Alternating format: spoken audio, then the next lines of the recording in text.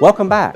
Let's talk about a very important concept in the accounting profession, which is ethics, and how financial accounting reform arose from the numerous fraudulent accounting scandals in the early 2000s. At the most basic level, ethics is really that ability to know right from wrong. And professionals are expected to behave in accordance with what we have known as the Code of Ethics. There are several Code of Ethics in accounting. One is through the AICPA, the American Institute of CPAs, and we've listed that twice here because that's our focus in this course, quite honestly. There's also the Institute of Management Accountants, or IMA, as well as the IIA, which is the Institute of Internal Auditors. If you get a chance, take a minute to go on the internet, research the Code of Ethics for any of these organizations. As I said, there were numerous accounting scandals that came to light in the early 2000s, and the financial accounting reform was instituted in 2002. Here's the big ones I want to talk about: Enron, Tyco, and WorldCom. We've probably all have heard these names before. We'll discuss some of those issues in the next slide. Also Merck. They basically overstated their revenues from 1999 through 2001. And lastly, Adelphia Communications came up with fictitious or false revenues and had numerous miscellaneous family loans between members. So let's take a deeper look at some of these accounting fraud scandals. In 2001, Enron basically recorded fake revenue, falsified revenue through shell companies that got consolidated up, and that overstatement of revenue amounted to $600 million. In 2002, Tyco had executive perks of a number of $620 million. The CEO, his name was Dennis Kozlowski. Example of where his spending came into play is he had a $2 million birthday party for his wife using company funds. Yes, using company funds. Now look, I love Jimmy Buffett too. He was the artist at that party. But we all have to admit, using company funds to have that for your spouse probably isn't an appropriate use of your company dollars. In 2002, WorldCom capitalized over $4 billion of office supplies. Now we will be discussing capitalization versus expensing of costs later in this course.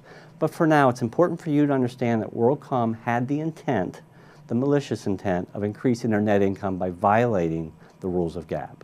So the Sarbanes-Oxley Act was established in 2002 to try and regain some credibility. It called for the following. We had to have corporate executive accountability. In essence, the controller, the CFO, and the CEO all had to personally certify that the financial statements were accurate.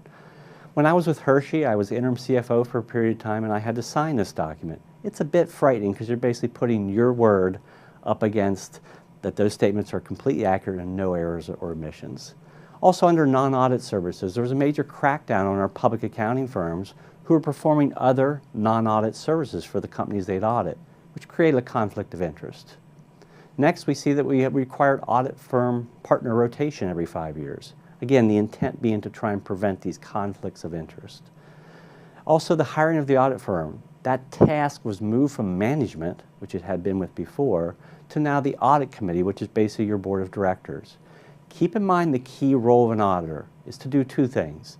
It's to offer credibility to the financial statements, and secondarily, it's to render a professional, independent opinion as to the fairness of our financial statements.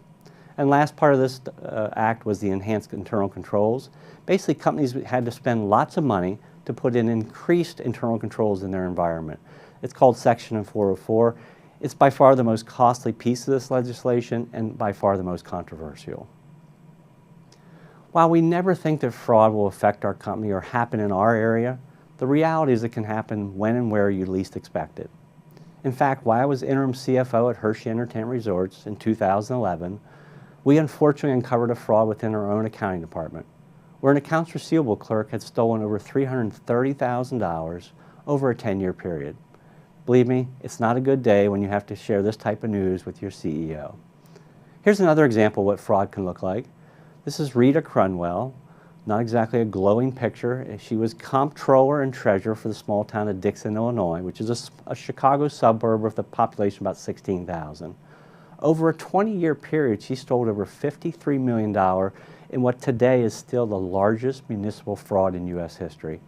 She used the money to fund a lavish horse breeding operation that's now since led to a documentary film in 2016, All the Queen's Horses.